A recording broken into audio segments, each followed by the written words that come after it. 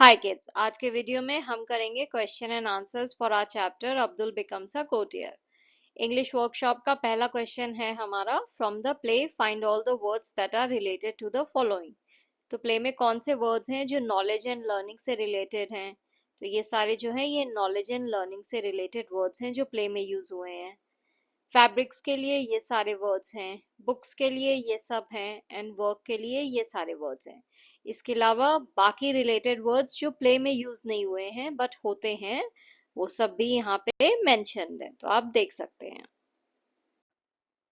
Next question में आपको पूछा गया है कि अब्दुल ने जो अपना गोल जो है, जो उसने डिसाइड किया था कि वो दरबार में कोटियर बनेगा, दरबारी बनेगा, वो ये जो गोल है ये उसने कैसे हासिल किया, उसके अंदर कौन सी क्वालिटीज थी जिसने जो है उसकी मदद की इस गोल को हासिल करने में। तो उसकी इंटेलिजेंस और उसका एटीट्यूड जो है, इन दो चीजों ने उसकी मदद की इस गोल को हासिल करने में। एक तो उसके पास इतना दिमाग था, उसने इतनी पढ़ाई करी, इतना सारा ज्ञान लिया, और उसके अलावा उसका एटीट्यूड की जो भी काम उसे दिया जाएगा वो करेगा, वो किसी भी चीज से पीछे नहीं हटा और वो जो है अपने लक्ष्य की तरफ बस आगे ही बढ़ता चला गया। तो ये दो चीजें हैं जिसने उसकी मदद की उसका लक्ष्य पाने में। The emperor says he had realized earlier about Abdul has great talent. Does this tally with his actions? Give your opinion. Emperor only assigns Abdul modest roles at first, which doesn't seem to align with recognizing Abdul's talent. तो जो शहनशाह ने कहा था कि उन्होंने पहले ही अब्दुल का टैलेंट पहचान लिया था, वो एक्चुअली उनके जो उन्होंने काम किया उससे वो मैच नहीं कर रहा है। जो वो कह रहे हैं और जो उन्होंने किया वो आपस में मैच नहीं कर रहे हैं। क्योंकि स्टार्टिंग में जो है उन्होंने उसे खाली मुर्गी खाने का ध्यान रखने के लिए बोला, फिर बाद में उसे लाइब्रेरी का कीपर बना दिया। तो ऐसा नहीं है, उन्होंने उसका दिमाग जो है पहचान लिया, उन्होंने ये समझ लिया कि ये बहुत ही इंटेलिजेंट इंसान है और उन्होंने तुरंत ही उसे दरबारी का काम दे दिया। ऐसा नहीं हुआ था। However, by ultimately appointing Abdul as a courtier, the emperor confirms his earlier realization of Abdul's abilities. In my opinion, the emperor was cautious, observing Abdul's progress, but in the end acknowledged his worth. Write a letter from Abdul to the emperor, requesting the emperor to give Abdul a suitable job. तो आपको जो है एक letter लिखना है अब्दुल की तरफ से शहनशाह को, जिसमें जो है अब्दुल जो है उन्हें रिक्वेस्ट कर रहा है कि उसे जो है एक सूटेबल जॉब दिया जाए, ऐसा काम दे जो उसे सूट करे। उसके पास इतना दिमाग है, उसने इतनी पढ़ाई करी है, तो उसका जो टैलेंट है उसको सूट करते हुए उसे कोई जॉब मिलना चाहिए। तो कैसे लिखेगा वो letter? To his majesty the emperor, subject request for a suitable job in the royal service. Most honored Majesty, I humbly bow before your Majesty and seek your gracious permission to present my request.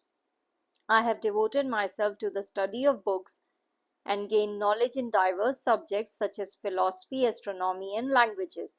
It has always been my heartfelt desire to serve your Majesty and the Empire with this knowledge. I am now writing to request your consideration for a suitable position that matches my qualifications and skills. My aim is to serve with dedication and loyalty, contributing to the greatness of your court. I place myself at your Majesty's service, awaiting your kind favor. Your humble servant, Abdul. Next आपको बोला गया है कि ये जो नाटक है इसे शॉर्ट स्टोरी के फॉर्म में लिखना है, तो हम कैसे लिखेंगे?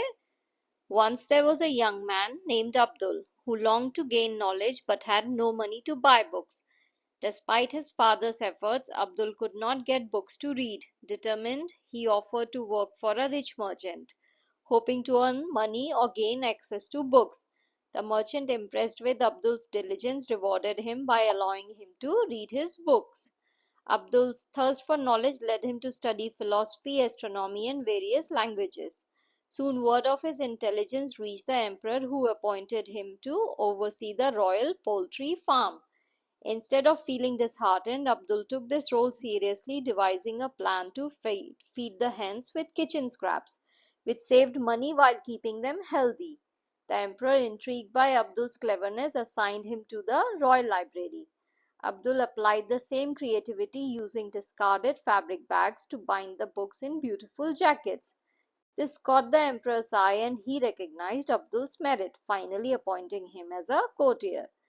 Through intelligence, patience, and resourcefulness, Abdul achieved the success he had long dreamed of.